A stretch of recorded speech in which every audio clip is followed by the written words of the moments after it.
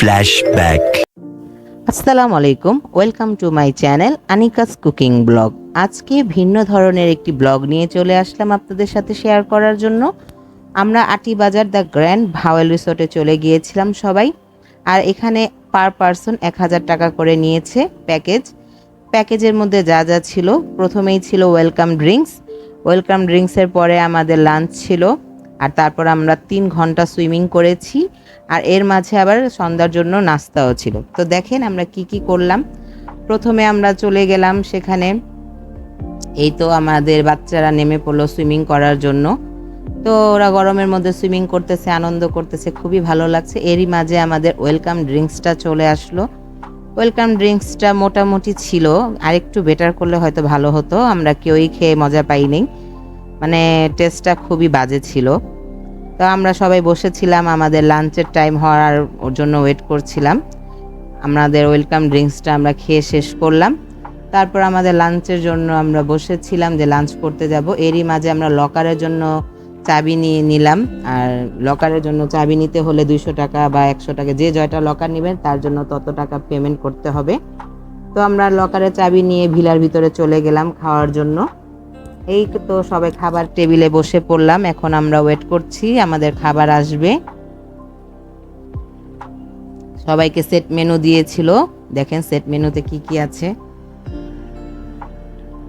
Rice ছিল, chicken fry ছিল, তারপর চিকেন কারি, ভেজিটেবল, আর একটা করে কোক ছিল। এটা অপশনাল, আপনারা যদি পানি নিতে চান তাহলে পানি নেবেন, আর না হলে কোক। আমরা কোকটাই নিয়েছি, পানি এক্সট্রা ভাবে কিনে নিতে হয়েছে আমাদের। খাবারটা মোটামুটি ভালোই ছিল, মানে লাঞ্চটা ভালোই লাগছে আমাদের কাছে, সেট মেনুটা।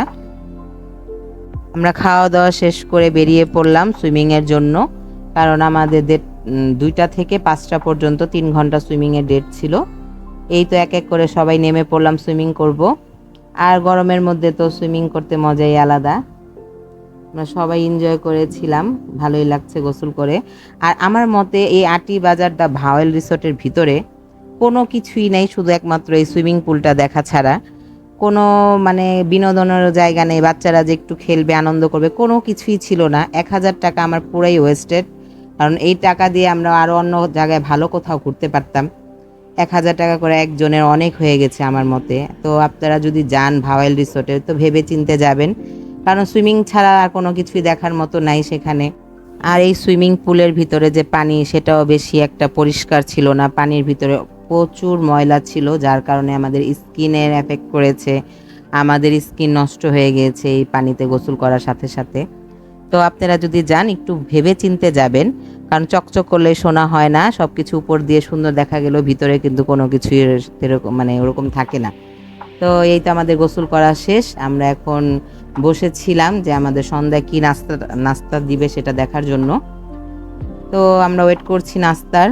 দেখেন এই যে আমাদের এই স্যান্ডউইচগুলো দিয়েছে, স্যান্ডউইচগুলো একদম ফালতু ছিল, মানে নষ্ট ছিল, পুরাই বাসি ছিল স্যান্ডউইচগুলো। সাথে একটা করে কোক ছিল। আমরা বেশিরভাগ মানুষই খেতে পারেন, এই স্যান্ডউইচগুলো সবাই ফেলে দিয়েছে, কারণ এরকম বাসি খাবার তো আর খাওয়া যাবে না। তো আপনারা যদি চান একটু ভালো কিছু করার, তো অবশ্যই একটু ভালো কিছু করবেন, যাতে আপনাদের রিসোর্টে মানুষ এসে ঘুরে একটু আনন্দ পায়। আর যদি এরকমভাবে মানুষকে ঠকান, তাহলে তো মানুষ আর দ্বিতীয়বার আপনাদের রিসোর্টে আসার জন্য চিন্তাও করবে না। তো আমরা দেখেন বেরোয় পড়বো এখন সবাই, আমার ভাইয়া ভাবি ওরাও ছিল সাথে, ওরা ছবি তুললো, টিকটক করলো। এই তো আমাদের সময় পার হলো কোনো রকম।